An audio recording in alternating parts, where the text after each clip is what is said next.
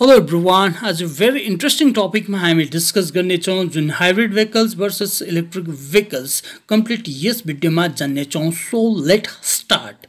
र ओल्डर डेजमा हामी गाडीलाई युज गरिन्थ्यौं एउटा लग्जरी आइटममा हो भने आजको डे टु डे लाइफमा हामी यसलाई युज गरिन्छौं डेली नेसेसिटीको युजमा र त्यसरी नै एउटा conventional engines petrol and diesels इन्जिन्समा युज छ भने एउटा अल्टरनेटिभ फ्युलको रूपमा हामी CNG hybrid vehicles and electric vehicles मार्केटमा एभाइलेबल छ र त्यसरी नै hybrid vehicles and electric vehicles यो एउटा फ्युचर अफ द भेहिकल्स हो यसमा कुनै प्रकारको डाउट छैन र के हो त हाइब्रिड भेहिकल्स हामी साधारण रूपमा बुझ्ने कोसिस गरौँ हाइब्रिड भेहिकल्स भनेको एउटा कन्भेन्सनल पेट्रोल इन्जिन्स अथवा डिजल इन्जिन्स मध्ये एउटा प्लस यसलाई एउटा ब्याट्रीको जुन पावर रिसोर्सेसले दुईटा रिसोर्सेस जस्तै एउटा फ्युल र ब्याट्रीको रिसोर्सेस एउटा सिंगल गाडीमा युज गरेर जुन गाडी रन गरिन्छ दुईटा पावर रिसोर्सेसले त्यो गाडीलाई हामी हाइब्रिड भेहिकल्स भनिन्छ र हाइब्रिड भेहिकल्सको मेन इम्पोर्टेन्ट काम कसरी गर्छ भने चाहिँ यसमा एउटा इम्पोर्टेन्ट सिस्टम छ जुन चाहिँ सिस्टमलाई रिजेनरेटिभ ब्रेकिङ सिस्टम भनिन्छ त्यो एउटा जब ब्रेक गर्दा जुन रिसोर्सेस एनर्जीलाई रिस्टोर गरेर यसलाई कन्भर्ट गराउँछ ब्याट्रीलाई रिचार्ज गर्नुमा त्यो टेक्नोलोजी हामी हाइब्रिड भेहिकल्स प्लस एउटा इलेक्ट्रिक भेहिकल्समा पनि युज गरिन्छ र हाइब्रिड भेहिकल्सको के बेनिफिट्सहरू छ भने यो एउटा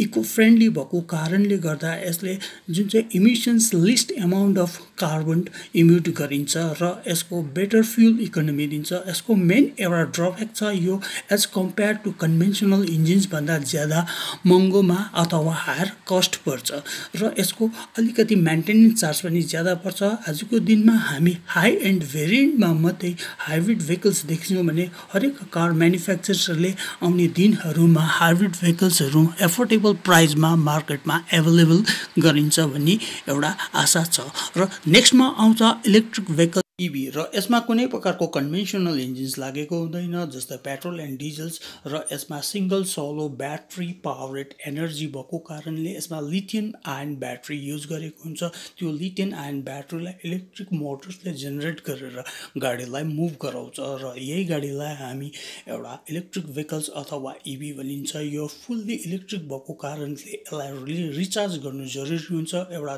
नर्मल रिचार्ज एउटा 8 घण्टादेखि लिएर 10 घण्टामा नर्मल रिचार्ज गरिन्छ भने हरेक इभीमा हामीले फास्ट चार्जिङ फेसिलिटिज भेट्छौँ जुन चाहिँमा एउटा आधा घण्टादेखि लिएर 1 घण्टाको फास्ट चार्जिङ गरिन्छौँ र नर्मल रिचार्ज हामीले घरमा पनि गर्न सक्छौँ र बाहिर जुन चाहिँ एउटा सकेट आउटलेटमा गर्न सकिन्छ भने जुन बाहिरको जुन इभी स्टेशन्समा पनि गर्न सकिन्छ र हरेक कम्पनीजको वान्स रिचार्जमा यसले करिबन हाम्रो इन्डियन्स गाडीमा टाटा नेक्सन्स इभी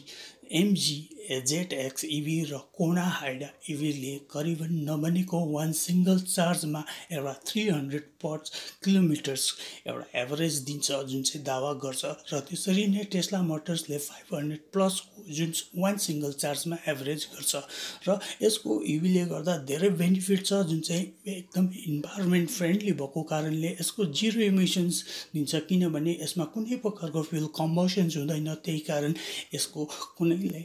जुन इन्भाइरोमेन्टलाई कुनै प्रकारको ह्याम्पर हुने चान्सेस हुँदैन र यसमा लेस मुभिङ पार्ट्स भएको कारणले यसको सर्भिस एन्ड मेन्टेनेन्स पनि लेस हुन्छ र कस्ट अफ रनिङ पनि एकदमै लेस हुन्छ र विशेष गरी कम्पनीमा हाम्रो